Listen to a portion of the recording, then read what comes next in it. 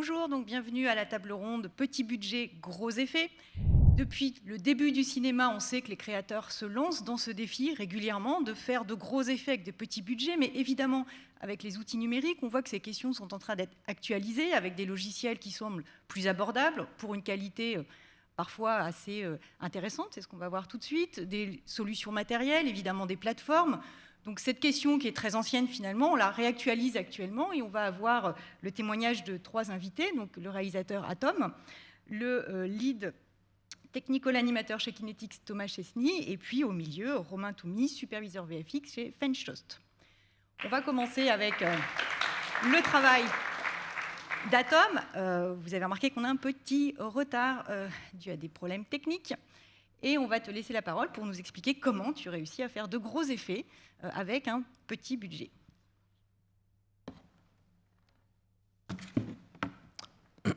Bonjour, moi c'est Atom, de mon prénom Eric, et j'ai une chaîne YouTube qui parle d'effets visuels.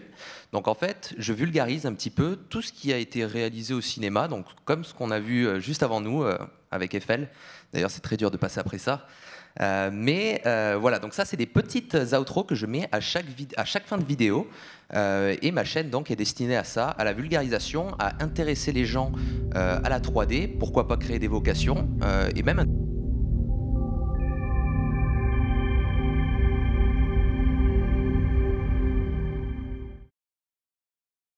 et essayer de redonner un petit peu la parole aux gens qu'on n'entend pas au final, à part regarder leur image.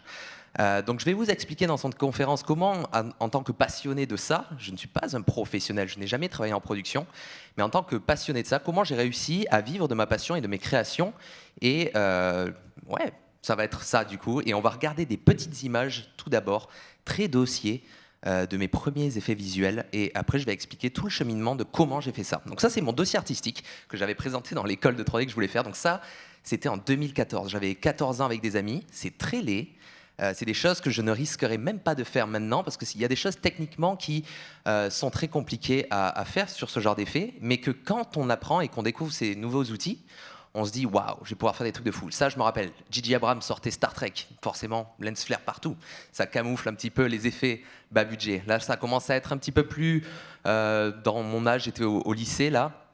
Et j'ai envie de vous parler d'un premier truc qui m'a suivi pendant très très longtemps dans mon apprentissage parce que j'ai, je pense, appris de la très mauvaise manière la 3D, les effets visuels. Je vais vous parler du coup de l'effet Dunning-Kruger pour les personnes qui ne connaissent pas. L'effet Dunning-Kruger, c'est ça. C'est une courbe, comme on peut le voir, c'est démontré ici, de la compétence sur la confiance au fil du temps. Moi, ce que vous venez de voir, tous ces effets-là, j'étais à la montagne de la stupidité. C'est la surévaluation et sous-estimation des experts. C'est quand on découvre des nouveaux outils et qu'on se dit « Waouh, je vais faire des trucs de fou, incroyable, ça va être génial ». Mais en fait, pas du tout. On explore et tout ça. Et c'est pour ça que moi, mes compétences, je les ai appris un peu à contre-pied. J'ai pas appris les bases, déplier ses UV, tout ça. J'ai voulu faire des explosions directes, des trucs comme ça. Et du coup, après, on va dans la vallée de l'humilité. Et ça, je l'ai eu quand je suis allé dans mon école et j'ai rencontré d'autres personnes et je me suis dit, ah, ok, c'était peut-être comme ça qu'il fallait que j'apprenne, plutôt dans cette manière-là. Et donc, après, moi, je suis encore très bas dans la vallée de l'humilité et on essaye après d'aller dans l'auto-évaluation et réalise des compétences. Et après, le plateau de la consolidation. Et ça, c'est les mecs que vous venez de voir avec Eiffel. Et du coup, là, c'est des petites affiches. Voilà, j'étais gamin, ça, c'est mes potes. Ils n'ont pas vraiment ce visage, mais je les ai floutés parce que je ne suis pas en contact avec eux. Et là, petit à petit, du coup, au fil du temps, je me suis dit, go, apprendre un petit peu. J'ai fait du Substance Painter, j'ai essayé de me nourrir, découvrir un peu les logiciels de 3D, essayer d'apprendre un petit peu, d'une manière linéaire et logique, comment on construisait une image. Et ensuite, du coup, je me suis dit, je veux faire une chaîne YouTube et vivre de ça depuis super longtemps, et là j'ai l'occasion de le faire. Alors voilà pourquoi en 2017 j'ai lancé Atom, la chaîne Atom, où donc c'est ce que j'allais faire, ce que je vous ai expliqué au tout début, faire une chaîne qui parle de tout ça. Et donc c'est à partir de ce moment-là que je me suis dit, let's go, on va apprendre un petit peu plus dans le détail, essayer de faire de bonnes vidéos, essayer de les travailler, et voici ma première vidéo qui va s'afficher très bientôt, et vous allez voir que c'était pas glorieux au départ, mais il faut bien commencer quelque part. Là, c'est moi, l'âge ingrat, j'étais pas très beau. Et là, sur la gauche, on peut voir qu'il y a mes notes. On voit le rolling shutter de la caméra. C'était vraiment le tout début de ma chaîne. Je savais pas parler, je savais pas m'exprimer. Et j'étais en train de chercher un petit peu comment aborder ce milieu-là qui me passionne tant, de la manière la plus fluide et la plus simple. Comme vous avez vu, au tout début, j'avais 14 ans. Et quand on a 14 ans et qu'on va apprendre ce métier, c'est très compliqué de découvrir des ressources françaises, des ressources atteignables. C'est vachement américain, corporate, des tutos carré, bam, c'est très compliqué à apprendre. Et voilà pourquoi j'ai fait cette chaîne, pour essayer de démystifier un peu tout ça d'une manière fluide, dynamique. Donc là, par exemple, je prends des sujets comme Zach King, qui est un artiste incroyable aux États-Unis, qui fait de la magie numérique. Et donc moi, j'explique un petit peu comment il marche, en regardant un petit peu, en analysant un petit peu les détails. Là, en disant, ben voilà, c'est de l'anamorphose, en donnant des mots techniques un peu. C'est vraiment de la surface, mais comme ça, après, mes abonnés peuvent chercher et pourquoi pas apprendre des choses. Donc là, on peut voir que c'est de l'anamorphose, donc j'explique que c'est utilisé avec de la technique de la projection, puis après je donne des petits exemples.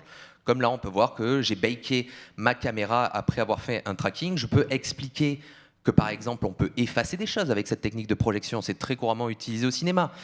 Je montre que pour prouver que c'est une projection et que ça a été rajouté numériquement, qu'il y a un petit peu de roto, on peut voir un petit peu de... Voilà. Et là, donc je donne des exemples. Et après, je parle un petit peu de technique, on va le voir bientôt. Voilà. Donc là, c'est Boujou, un logiciel très vieux. Et ça, c'est 3ds Max. Et du coup, voilà, je projette mon image via une caméra que je bake. Et après, quand ma caméra va bouger, eh ben, ma chaise va être projetée.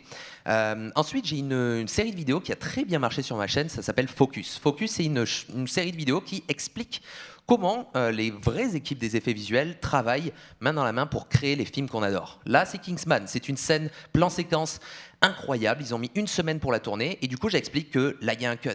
Bam. Et j'explique un petit peu la logique de pourquoi ils font ça, comment la dynamique. Ici, il y a un cut. En montrant des images un petit peu making-of de tout ça. Et du coup, après, je vais parler aussi de 3D. Donc tout ça, c'est tout simplement de la recherche. C'est pas très sexy. Ça marche énormément sur YouTube. Ce qu'il faut savoir, c'est que je l'ai appris. C'est pas forcément le travail ardu qui va payer. Plus on se facilite la vie, plus on va à l'essentiel, plus on raconte des choses, on apprend aux gens, plus les gens vont adorer. Comme là, par exemple, je vais expliquer la 3D. Donc pour ça, je vais sur des sites comme Art of VFX. C'est un site très très cool avec des interviews d'artistes fous. Là aussi, je donne des ressources, des alternatives à ce que je viens de montrer, comme par exemple Atomic Blonde, un film avec Charlize Theron incroyable. Et là, donc, j'explique un petit peu comment ils ont fait un bras robot sur un artiste, qui a de la rotomation. On fait de la roto-anime sur un acteur, qu'ensuite il y aura les rigs, un petit peu toutes les bases, donner des mots techniques, mais les aborder d'une manière très simple pour que tout le monde puisse les comprendre. Même les personnes, moi je connais des personnes qui ont 60 ans et qui regardent mes vidéos genre juste pour passer le temps et juste découvrir comment ça marche. J'explique aussi, on va le voir là, dans Kingsman incroyable, il y a une femme habillée en vert, donc ça fait rire beaucoup de gens, mais j'explique que c'est important, que c'est un métier quand même super important, peut-être ridicule quand on le voit comme ça, mais que ça a une grande place parce que comme ça va pouvoir créer de l'interaction sur le mouvement. On va pouvoir faire du cleaning ensuite, ça veut dire effacer la personne. C'est un grand travail parce qu'il faut reconstruire les mouvements de la personne derrière. Donc moi, c'est vachement de vulgarisation et du coup, pendant cette époque-là, j'étais pas très très bon dans tout ça. Comme je vous l'ai dit, mes compétences étaient prises à contre-pied. Et pour m'entraîner, du coup, j'ai fait des courts-métrages comme quand j'étais gamin, à 14 ans, avec des potes. Ça, c'est mon pote Paul. Maintenant, il travaille à Luma Pictures. Il a bossé sur le dernier Spider-Man. Très cool. Et du coup, on faisait des petits courts-métrages. Donc là, c'est des trucs un petit peu what the fuck. Ça s'appelle La Relique. Et en gros, c'est un court-métrage où c'est inspiré un petit peu de Gandalf quand il fait de la... Ça pipe là et il fait des simulations de fumée. Et comme ça, j'aime bien la simulation. On voit mon matériel de tournage derrière. Voilà, c'est pour montrer à quel point c'est travaillé. Ça, c'était il y a quelques années quand même. Hein. C'était au tout début de ma chaîne. Et du coup, là, on va pouvoir voir des petits effets. Tac. Super. Et les courts-métrages, en fait, c'est très dommage parce qu'en France, les courts-métrages, ça marche pas énormément. La fiction, c'est pas quelque chose qui intéresse énormément les gens. Et le problème avec mon métier de YouTube, c'est que on est un panneau publicitaire. Au final, mes revenus viennent parce que des marques me font confiance sur l'affichage de leurs produits, de leurs logiciels, de leur technologie. Et donc, il faut que ça soit vu. Et voilà pourquoi je me suis dit, j'adore la fiction, je veux en faire. Qu'est-ce qu'on fait ? Netflix va sortir une série sur The Witcher. Bam, je prends Paul, mon ami. Je lui fous les cheveux en blanc, des lentilles, un cheval. Et j'essaie d'améliorer la qualité de mes vidéos avec un objectif anamorphique. On essaie d'avoir des cadrages intéressants, des FX. Là, vous allez voir, il y aura une créature 3D. Donc, c'est des choses voilà, on travaille d'équipe aussi. De toute façon, vous le savez, les effets spéciaux, c'est un travail d'équipe. Et tout seul, on ne peut pas tout faire. Peut-être, on va le voir après. Mais là, par exemple, il y avait un animateur à moi qui s'appelle Niels Lemonnier qui travaille à ILPA en Suède et il nous avait amené animé ce petit monstre-là. C'était plutôt cool. Et après, pour vous parler d'une fiction qui, là, aurait normalement demandé énormément de budget, je suis très fan de John Wick et du coup, j'ai réussi à faire un petit court-métrage sur le thème John Wick qui normalement devait coûter 100 000 euros. Donc les fictions, c'est quelque chose de très cher. Bon, pour certaines productions, c'est pas cher, 100 000 euros, mais à mon échelle, c'est quand même fou. Mais j'ai eu la chance de m'entourer avec beaucoup de bénévoles, des gens qui voulaient juste créer pour créer. Bon, je le ferai qu'une fois parce que c'était très gênant d'avoir autant de personnes. J'ai découvert qu'il y avait un directeur de la photo, des maquilleurs. Ah, on tourne cette scène-là, donc on te met une égratignure. Après, il faut revenir, on va te l'enlever. C'est des choses qui me nourrissaient et pour apprendre un petit peu plus ce que c'est ce métier et encore une fois pour en parler vis-à-vis du public et expliquer comment ça marche. Et du coup, voilà, donc après, il y avait beaucoup de cascadeurs. Je me suis entraîné pendant des semaines et des semaines. C'était vraiment très cool. Et petite anecdote, c'est marrant parce qu'elle a fait moins de vues que la vidéo qui expliquait les effets spéciaux du vrai film. Et quand tu passes plusieurs mois à travailler sur une vidéo, c'est un peu dommage d'avoir ce retour-là. Mais c'est YouTube et c'est des codes à apprendre et c'est compliqué. Et là, c'est une de mes dernières vidéos, donc on peut voir que mes vidéos, maintenant, j'essaye de les travailler à fond. J'ai un slider motorisé, j'ai un sponsor qui m'a donné un PC de 3090, c'est trop bien, je m'éclate. Donc j'apprends toujours. J'essaye de soigner un peu les erreurs que j'ai fait au tout début et d'essayer d'apprendre un petit peu mieux maintenant mon métier que j'adore, vidéaste du coup. Et on va voir après un petit peu comment j'arrive à budgétiser tout ça. On va parler budget, on va parler argent après de comment marche YouTube vis-à-vis de ça. Donc là, je présente aussi des objets tech qui sont en relation avec la 3D, comme par exemple des cadres 3D super cool pour montrer votre travail. Et je travaille aussi beaucoup avec Adobe. Je fais des streams en fait où j'explique un petit peu les techniques que j'ai eues au fil du temps avec After Effects, Cinema 4D. J'ai des logiciels qui sont un petit peu outsiders à la prod originale, mais je vais combler ça encore une fois dans les prochaines semaines et prochains mois. Et donc ça, c'est mes revenus, comment je fais tout ça. Et je fais des vidéos aussi pour découvrir d'autres corps de métier. J'ai envie de m'étendre plutôt qu'à ma personne et aller voir par exemple Unitimage, qui est une entreprise incroyable à Paris. Et je suis allé voir Florian de chez Scan Engine, qui est une entreprise qui scanne en fait avec plein d'appareils photo. Et ça a été super intéressant de découvrir son métier que personne ne connaît au final. Je me suis assis dans cette cage là où Woodkid s'est assis pour son clip Pale Yellow et ça a été très intéressant de comprendre comment ça marche avec Reality Capture, qui est un logiciel qui me permet de faire de la photogrammétrie. Puis ensuite, tout simplement avec Paul, il a eu le workflow, voilà, ZBrush, Substance, Mari, tout ça pour expliquer comment au cinéma on fait un CG double. Donc tout ça, encore une fois, d'une manière la plus dynamique possible pour expliquer un petit peu comment ça marche. Petite chose dont je suis fier, c'est que j'ai fait une vidéo avec Netflix pour présenter le travail des artistes qui bossent chez Unit sur la série Love, Death and Robots sur Netflix. Donc là, c'est Perrine, elle est caractère FX sur un monstre graisseux. Donc les caractères FX, c'est ceux qui font les simulations un peu de graisse, de peau sur les personnages. Bon, pas que ça, mais voilà, on expliquait un petit peu ça. C'est très intéressant. Et maintenant, on va parler budget. Ça, on arrive à la fin.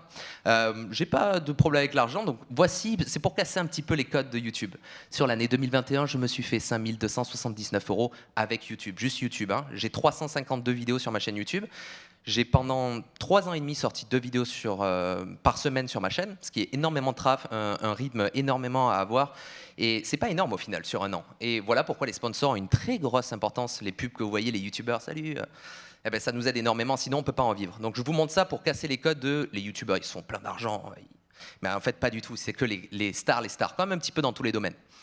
Et du coup, la chose que je voulais montrer à la fin, c'est un petit commentaire que j'ai eu il y a quelques temps et qui me fait énormément plaisir. C'est alors, je ne fais pas de 3D, mais je trouve que tu rends le sujet si intéressant que j'ai presque envie de m'y mettre. Et c'est exactement ce que je voulais faire avec ma chaîne au tout départ, proposer quelque chose aux personnes qui n'y connaissent rien, l'envie de s'y mettre et l'envie de créer. Donc, j'espère que ma chaîne va pouvoir créer des vocations et enrichir le seul français avec des artistes 3D. Donc voilà, c'était ma petite conférence pour parler de mon travail sur YouTube.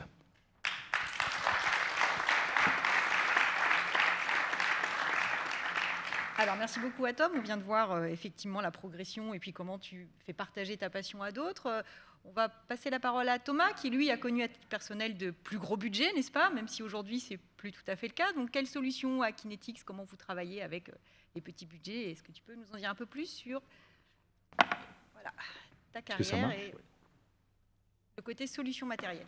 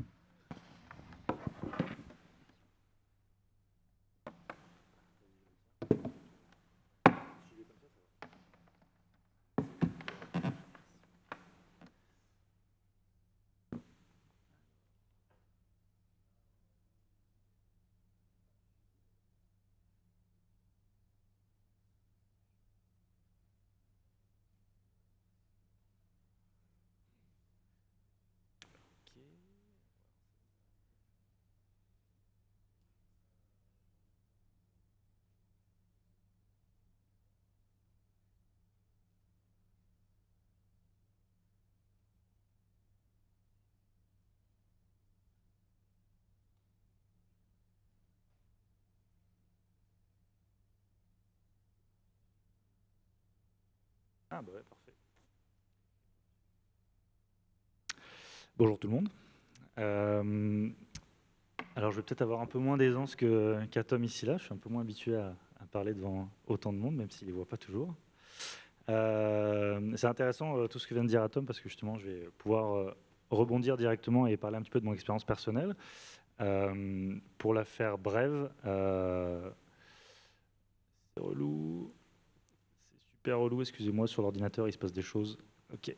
Donc j'ai travaillé pendant une dizaine d'années à Montréal en tant que chargé de projet en match move et roto-animation. Donc je reconstituais des mouvements de caméra et des mouvements de personnages entre guillemets à la main avec des logiciels pro comme 3D Equalizer, Nuke, Maya ou Softimage, Feu Softimage. Et je suis rentré il y a maintenant 2 ans en France et j'ai décidé de me mettre un petit peu en danger en sortant de ma zone de confort, donc, qui était les VFX, pour aller voir qu'est-ce qui se passe du côté de l'intelligence artificielle. Donc ça a été pour moi une grosse révélation et ça m'a permis justement d'arriver aujourd'hui avec du matériel à vous présenter pour un petit peu ouvrir la porte sur d'autres manières de créer. Donc c'est pour ça que j'ai donné comme sous-titre à ma présentation méthode alternative de création 3D. Donc on va commencer tout de suite par la présentation d'un pipeline de production traditionnel. Je vais vous présenter les solutions équivalentes, les avantages et inconvénients, et on va voir qu'est-ce qu'on peut en tirer. Bon, je pense qu'il y a beaucoup de personnes dans la salle qui connaissent très bien les VFX et l'animation 3D, mais je vais quand même essayer d'expliquer ça avec plus ou moins de détails, je ne vais pas vous ennuyer non plus. Donc là, on a un schéma qui est d'ailleurs très connu, je pense que dans pas mal toutes les écoles, on le retrouve, celui-là, qui décrit pas mal toutes les étapes par lesquelles on doit passer pour créer du contenu et y intégrer des VFX.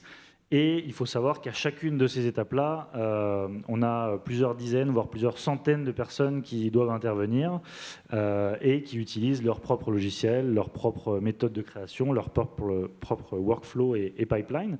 Donc je vais un petit peu skipper la partie pré-production qui me touche moins. Moi, là où j'intervenais beaucoup, c'est sur la partie production et le début de la post-production avec le compositing. Donc, dans tous les studios dans lesquels j'ai travaillé, on était au minimum une dizaine dans les départements de layout. Des fois, ça pouvait monter beaucoup plus. On intervenait beaucoup avec les départements de compositing, dans lesquels ils sont plusieurs centaines d'artistes, des fois, et les départements d'animation également. Donc, il y a des logiciels qu'on retrouve qui sont partagés entre plusieurs départements. Il y en a qui sont propres à un seul département, comme Nuke au compositing, donc que j'ai listé notamment là. Donc, on va retrouver Photoshop, After Effects, Premiere, Maya, 3D Max, Nuke, Katana, Modo, et j'en passe.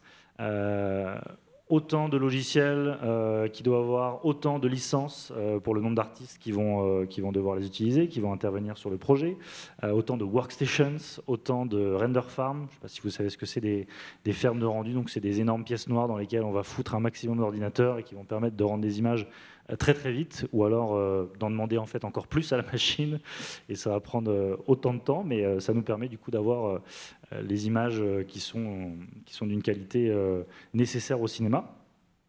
Donc vous avez certainement déjà exploré les pages qui vous permettent d'acheter les logiciels. Vous avez pu voir un petit peu les prix des licences. Alors, je n'ai pas mis de chiffres ici parce que c'est propre à chaque projet, propre à chaque workflow, mais on est sur plusieurs dizaines de milliers d'euros pour avoir un studio qui tient la route avec les licences, les workstations. Et je passe les salaires des artistes, bien entendu, dans tout ça. Donc, ce que je vais vous présenter maintenant, c'est une liste ici, puis après je vais vous présenter 3 vidéos des plateformes dont je vais parler. Je vous dirai quand les jouer, d'ailleurs, en régie. Donc aujourd'hui, ce qu'on trouve énormément, c'est des plateformes qui se développent en ligne et qui permettent, avec un minimum de compétences techniques, d'aborder des problématiques complexes, techniques qu'on rencontre dans les VFX. Donc je vous l'ai listé ici par catégorie, sachant que certaines plateformes font un peu plus que la catégorie dans laquelle je les ai rangées, mais c'était pour que ce soit un peu plus clair pour tout le monde. Donc nous, notamment, on travaille chez Kinetics sur l'animation. Donc, qu'est-ce qu'on fait? C'est de la reconstitution de mouvements à partir d'un flux vidéo préenregistré grâce à l'intelligence artificielle et le machine learning. C'est deux termes qu'on retrouve d'ailleurs énormément aujourd'hui sur les plateformes en ligne. Donc je pense que pour présenter ce que fait Kinetics, on peut jouer la vidéo qui s'appelle Kinetics en régie. Je ne sais pas si c'est aussi facile que ça. Mais... Ah, parfait.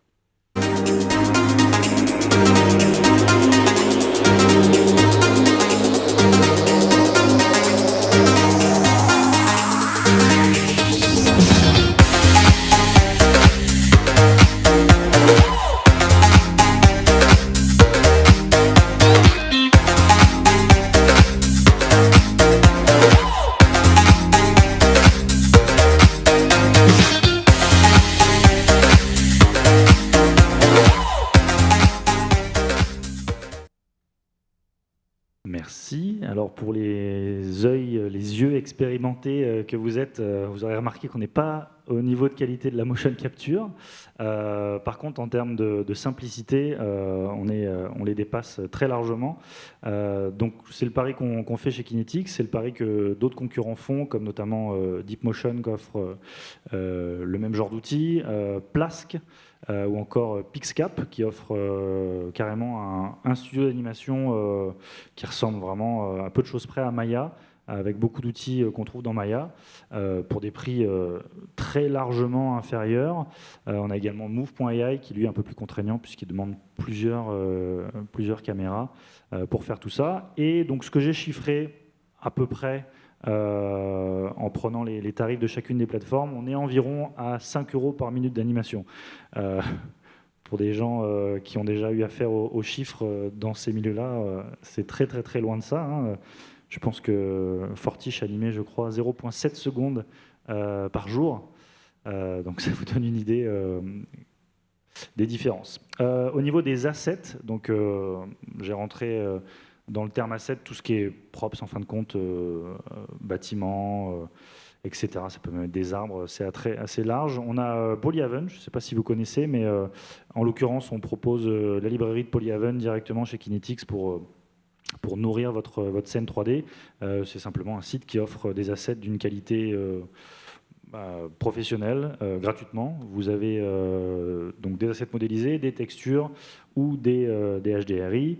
On trouve également Gumroad et TurboSquid qui sont non négligeables, qui sont d'ailleurs utilisés en VFX. Ça arrive très couramment quand on n'a pas le temps d'aller directement acheter des assets sur des banques d'assets.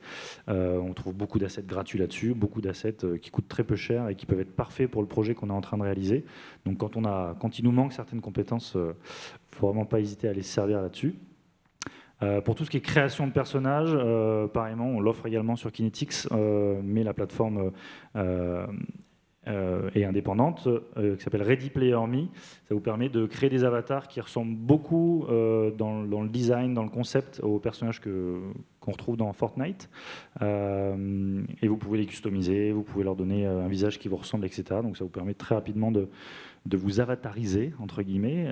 On a Mixamo qui va vous permettre, entre autres, de télécharger des personnages ou des animations gratuitement. Après, au niveau de l'usage, vous allez être assez limité.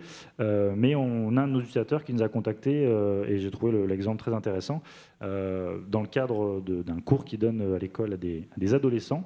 Il est fait se scanner en 3D, il récupère le scan avec, je crois que c'est Didimo, ou un concurrent à Didimo, mais bref, un logiciel qui vous permet de vous scanner en 3D très rapidement, et il rigue ses personnages directement sur Mixamo. Ça lui permet d'obtenir du coup un personnage rigué en l'espace de quelques heures, quelques minutes. Et du coup, si vous avez bien suivi la loupe, vous allez pouvoir l'animer chez Kinetics ou alors l'animer sur une autre plateforme, et après, du coup, en faire l'usage que vous voulez, soit pour le rendre en local sur Blender, ou soit pour le rendre du coup sur d'autres plateformes que je vais vous présenter par après. Donc dans la partie concept, je parle de une plateforme en l'occurrence qui est Spline. On va pouvoir jouer la vidéo d'ailleurs, Spline.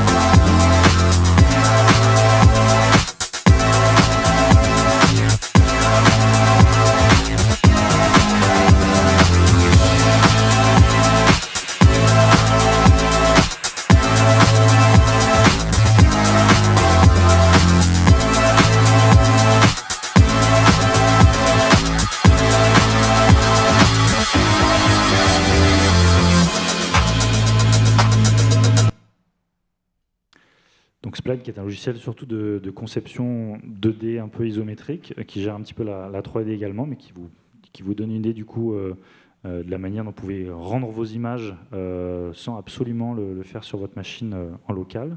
On a également DNA Block, que d'ailleurs j'ai pas listé ici, mais on va pouvoir jouer la vidéo, ça va vous donner une idée de ce qu'ils sont capables de faire. C'est une vidéo qu'ils ont fait en partenariat avec Adidas.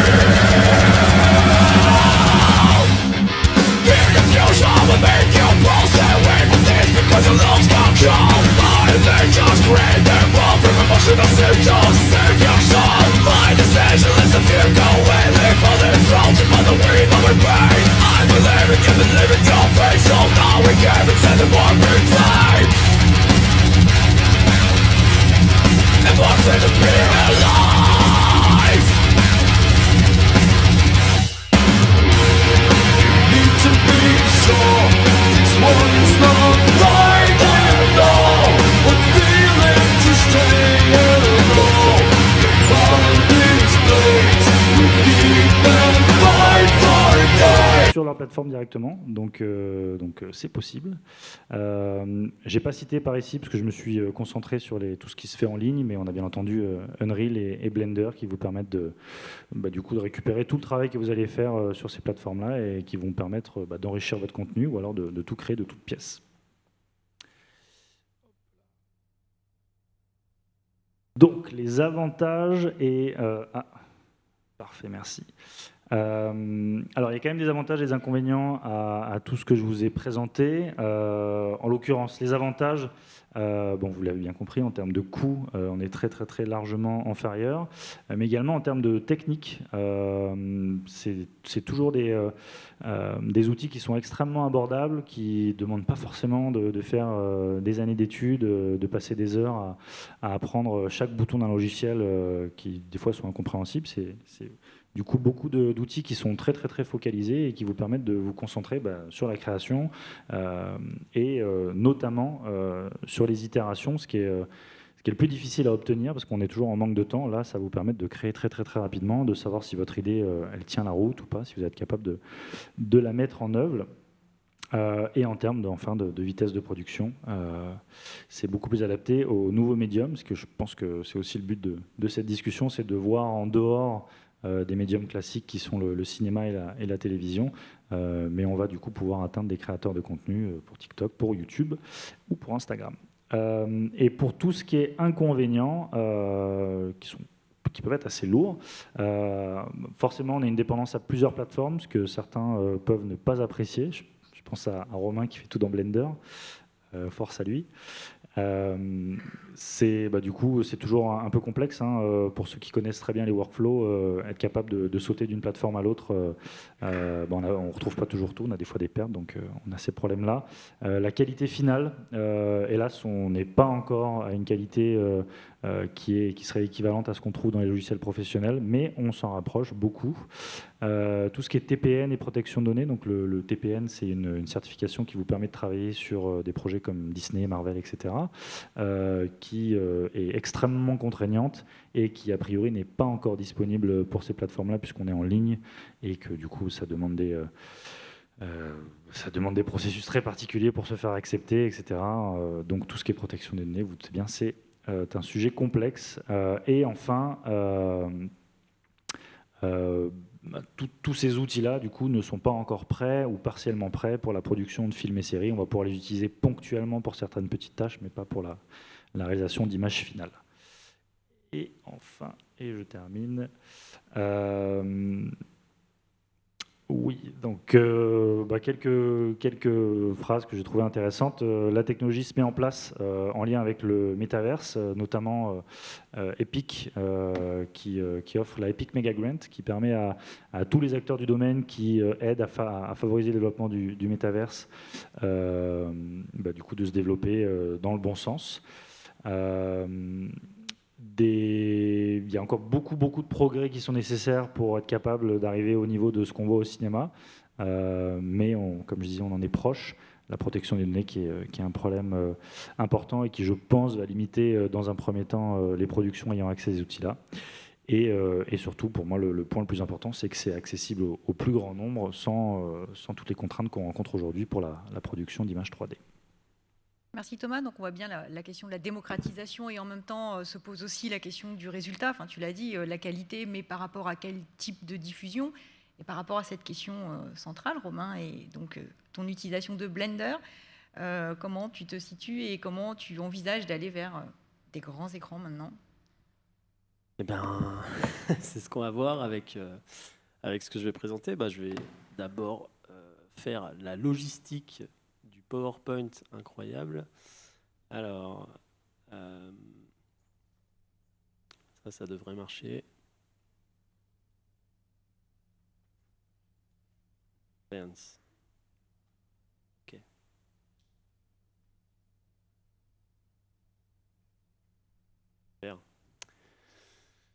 Donc moi, à la base, je viens de la métallurgie, donc absolument rien à voir. Et en 2008, j'ai vu Wall-E au cinéma, et je me suis dit, ok, je veux changer de métier. En fait, je veux faire ça, c'est incroyable. Et du coup, j'ai complètement tout arrêté. J'ai décidé de changer totalement. Je me suis retrouvé à apprendre tout de manière autodidacte avec la magie d'Internet. Alors, il n'y avait pas autant de chaînes YouTube comme la tienne, hein, d'ailleurs. Il y avait beaucoup plus de forums où il fallait lire des choses plutôt que de les regarder. Il y avait quelques images, mais c'était très balbutiant avec tout ça. Et j'ai appris tout plus ou moins tout seul. J'ai téléchargé Blender et je me suis dit, allez, c'est parti, je vais faire un film. Bon, évidemment, je suis retombé très vite sur Terre, mais j'étais très motivé en tout cas. Après, je me suis mis dans un projet qui s'appelle donc Nexus 6. Alors, pour ceux qui ne connaissent pas, c'est une chaîne YouTube qui parle de science-fiction. Donc, c'est une émission où il y a un capitaine d'un vaisseau spatial qui va tout simplement parler de science-fiction, mais en même temps, lui-même est dans un univers de science-fiction, donc dans un vaisseau avec son équipage, il se passe des choses, etc. C'est une chaîne YouTube qui est là depuis 2014-2016 à peu près, et moi j'ai débarqué assez rapidement dans le projet. Et en fait, les effets spéciaux au début, c'était très basique, très After Effects vite fait, on n'a pas de temps, voilà, on fait ça vite fait pour YouTube. Et en fait, au fur et à mesure du temps, on est devenu un peu plus fou, un peu plus ambitieux. Et là, on est sur un énorme projet de trilogie, donc c'est vraiment beaucoup plus ambitieux que ce qu'on a l'habitude de voir sur YouTube, en tout cas en termes de production de fiction. Là, on a beaucoup de décors, on a une énorme équipe technique, on part dans les Alpes faire des tournages en forêt, on a des artistes comme Lucie Schossler qui fait des prothèses d'aliens, des make-up, etc. Il y a Alexandre Nucci qui est dans la salle d'ailleurs, qui a fait... tous les décors que vous voyez là, c'est quasiment lui tout seul. On a beaucoup de fonds verts, des fonds bleus, toutes les couleurs. Voilà, donc c'est très très ambitieux pour une production YouTube indépendante. Je dis bien ça parce que bon, la plupart du temps, Studio Bagel, Golden Moustache, tout ça, c'est des chaînes de télé qui sont derrière. Là, on est vraiment complètement indépendant. On est basé à Metz, donc nulle part, et on essaye de se débrouiller avec ça. Donc la trilogie, c'est pour marquer le coup et montrer l'ambition du projet. En gros, l'idée, c'est de commencer par un plan séquence au début du premier épisode. Et ce plan séquence-là, au début, c'était prévu que on part juste de l'espace et on s'enfonce dans une ville, on traverse des égouts et on arrive à un endroit. Voilà, ça devait durer 20 secondes dans le scénario. Mais il y a eu la pandémie. Alors pour ma part, c'était un avantage. C'est très bizarre de dire ça, mais pendant que le monde était arrêté, moi, je bossais dans mon coin. Et du coup, j'ai mis 1 an à faire ce plan qui finalement dure 2 minutes et qui est entièrement en image de synthèse et entièrement fait sur Blender. Quand je dis entièrement, c'est de la modée jusqu'au compositing sur Blender. Tout est fait dans Blender et j'ai fait ça quasiment tout seul. Voilà. Et je vous laisse le regarder avec le son.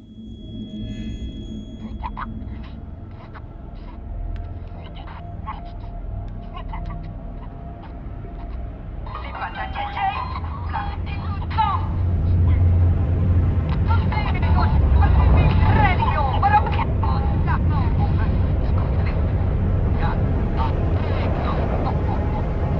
taisez-vous! C'est une secte de fanatiques! Les Koenigs sont un mythe! Ils n'ont jamais existé! Le demi-heure caché terminé! 500 litres libres, j'ai bien les faire! Approchage! Maître, vous êtes appris!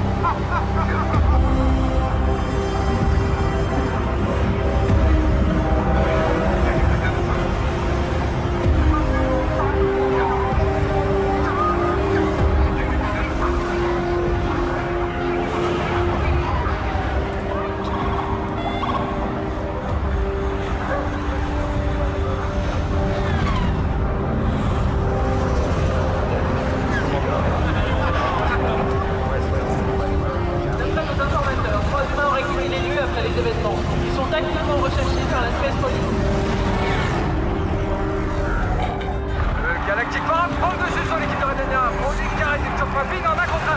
Suite, Doro et Turfmapine. C'est drôle. Bon, il est dans ce feu de merde ou pas là?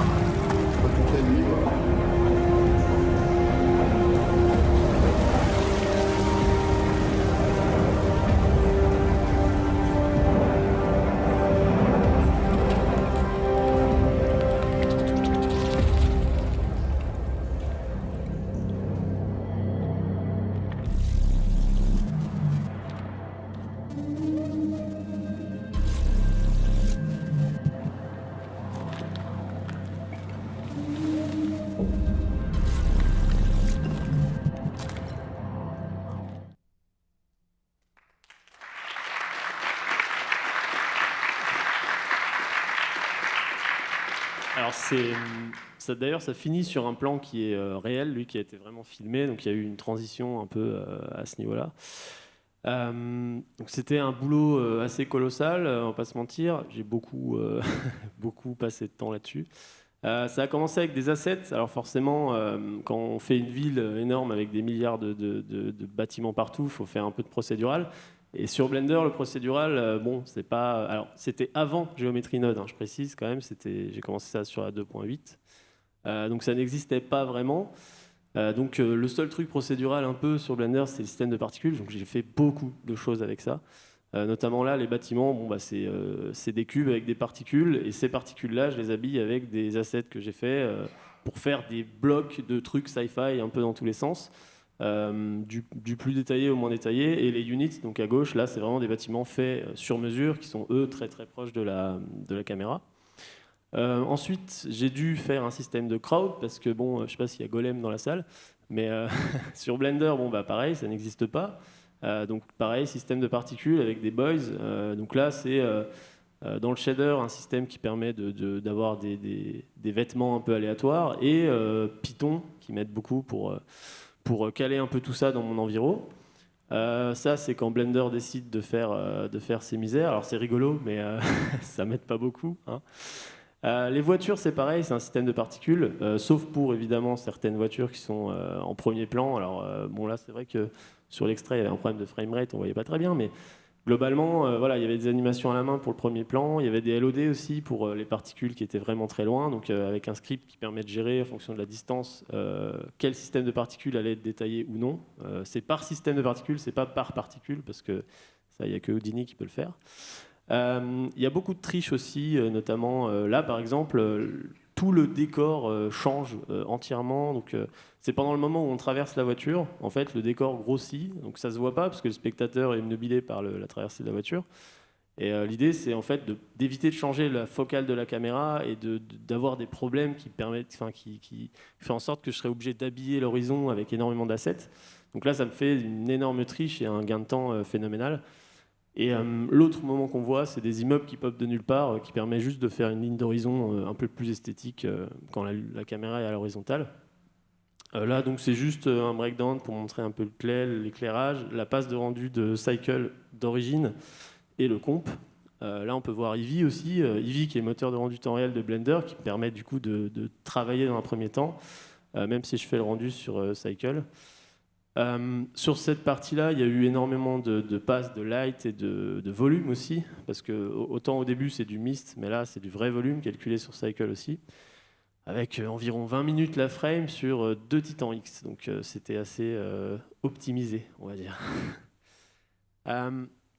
Donc ça, c'était le plan d'introduction. Ça m'a pris 1 an, juste pour 2 minutes, sauf que l'épisode dure 45 minutes. Donc pendant l'épisode, le truc, c'est que c'est un vaisseau, il se fait poursuivre par des méchants, donc ça veut dire bataille spatiale. Donc j'étais pas au bout de mes peines après la sortie du plan. Fallait en faire plus de 200 autres de bataille spatiale. Donc je vous laisse un petit extrait pour voir un peu l'étendue du truc. Les boucliers sont morts, mais on a assez de puissance pour les semer.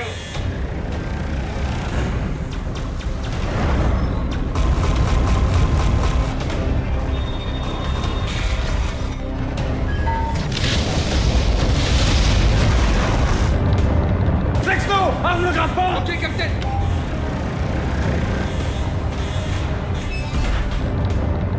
Prépare-toi.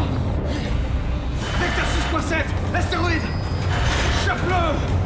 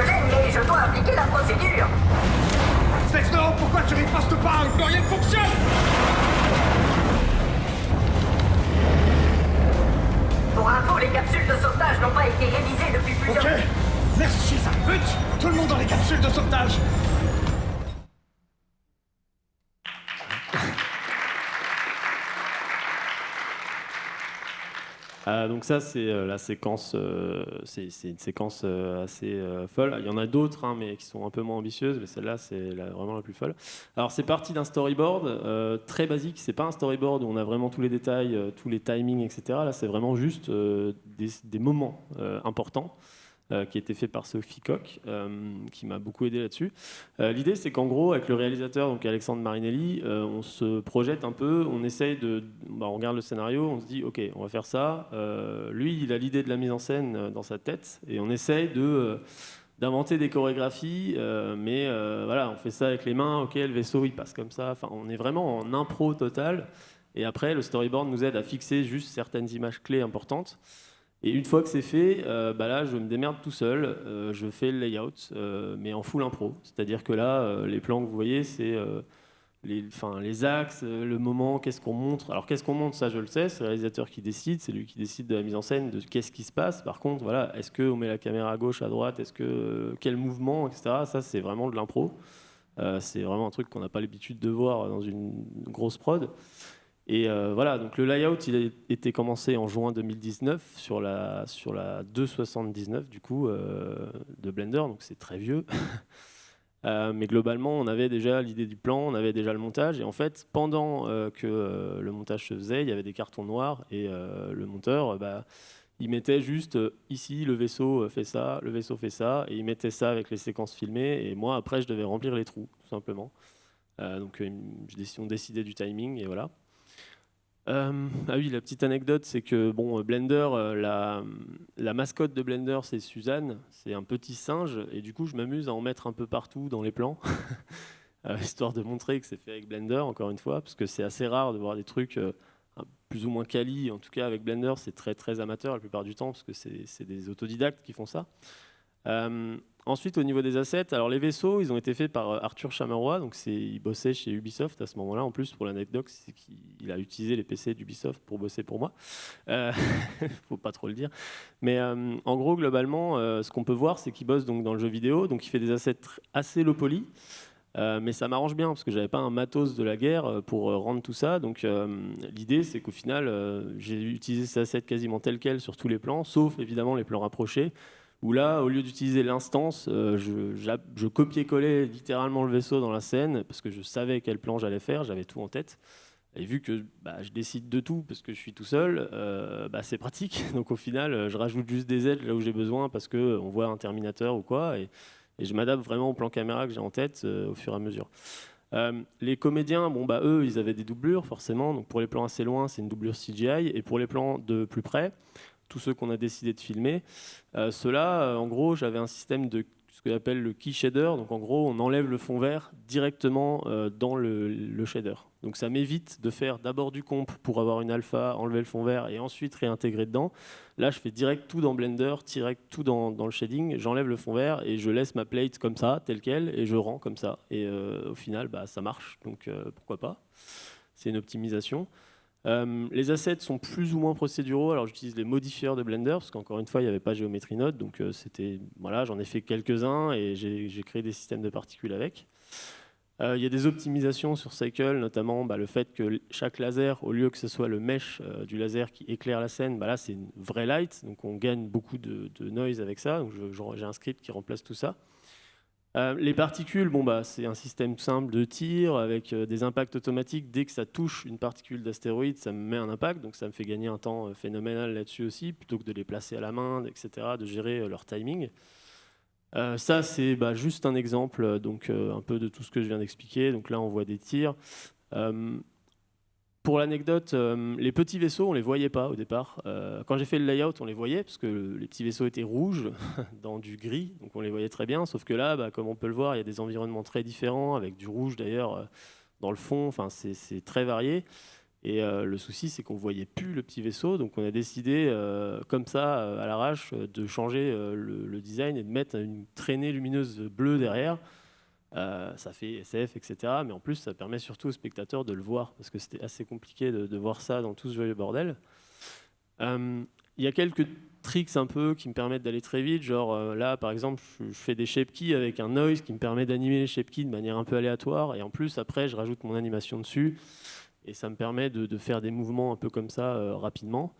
Mais tout ça, c'était pas possible avec Blender normal. Il a fallu un Blender boosté aux hormones. Et pour ça, d'ailleurs, il y a Jonas Holzman qui est dans la salle qui m'a permis de m'aider à faire cette custom build en développant certaines features. Donc c'est une build custom avec par exemple une render queue intégrée. Donc ça me permettait par exemple, une fois que j'avais fini de bosser la journée ou la semaine, je mettais tous mes plans listés là-dedans et je transformais mon PC en ferme de rendu au final, avec juste un Blender lancé et il rend tous les plans à la suite, avec compositing ou des textures 8K si j'ai envie, etc. Le compositing s'est amélioré, il y a quelques boutons, quelques raccourcis qui m'aident à aller beaucoup plus vite et à industrialiser encore une fois le process. Alors oui, à gauche, c'est juste pour commander à bouffer plus facilement et plus vite. Globalement, c'est quand j'ai envie un peu de passer de temps à faire un peu de Python. Bon, je m'amuse un peu parce qu'il faut bien s'amuser. Au milieu, on peut voir un système de compositing automatique. Alors ça, c'est en gros, je drag and drop une scène Blender 3D dans un Blender tout neuf. Et ça me set up tout le compo automatiquement. Ça me met mes EXR, ça me branche toutes mes passes, tous mes nodes. Tout le setup est géré, ça met tous les lasers à jour, etc. Donc pareil, ça me fait gagner un temps fou, sachant qu'il y a beaucoup de plans qui se ressemblent. Donc du coup, pareil, ça permet d'industrialiser le truc. Il y a des optimisations sur le tracking pour me décaler les points de tracking, par exemple. Voilà. Je terminerai là-dessus. En quelques chiffres, la trilogie, c'est 279 plans truqués, quand même. L'épisode 7, juste, 7 épisodes. Parce qu'il y a d'autres épisodes encore après avec moins de plans truqués, moins de CGI, mais quand même un peu. Il y a 206 plans full CGI. Quand on se dit full CGI, c'est avec quelques fonds verts qui peuvent arriver, mais c'est pas le fond vert qui est le plate de base du plan, quoi. C'est-à-dire les plans fond vert, eux, c'est vraiment la base et il y a du CGI autour, mais là, c'est CGI qui est maître du plan. Et tout ça, donc, ça a duré 2 ans de post-prod pour moi, sachant qu'il y a eu 1 an juste pour le plan d'intro de 2 minutes. Donc voilà, qu'est-ce que ça va être Nexus 6 dans le futur ? L'idée, c'est que là, on est sur une web-série, donc c'est sur YouTube, donc les gens peuvent voir ça gratuitement, ça c'est cool. Sauf que YouTube, comme il l'a dit, ça rapporte que dalle quand on n'est pas une star qui fait des millions de vues.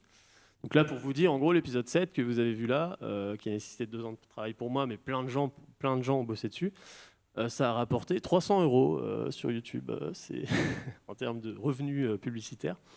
Donc évidemment, c'est absolument pas rentable. Donc l'idée, c'est vu que c'est une chronique fictionnée, on va enlever la partie chronique et l'analyse de film, on va garder que la fiction, on va coller les 3 épisodes ensemble, ça va faire un film. Ce film-là, lui, sera exploité en salle et en Blu-ray DVD, ce qui nous permettra d'avoir une certaine rentabilité et surtout de pouvoir toucher le milieu du cinéma, ce qui est quand même l'objectif au final.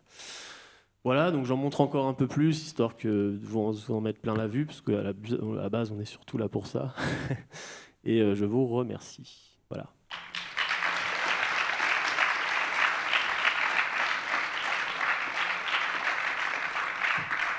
Alors, merci beaucoup à tous les 3, c'était passionnant et c'est encore plus frustrant de se dire qu'on va devoir arrêter. Ouais. Qu'il faut qu'on reprenne à 14h, donc tant pis pour les questions. C'est vrai, on n'a même pas le temps pour des questions de... Non, malheureux. Le maître malheureusement, du temps à très, côté Le maître du temps. C'est vrai que là, oui. ne nous permet pas. Donc, merci encore. Ben, de rien.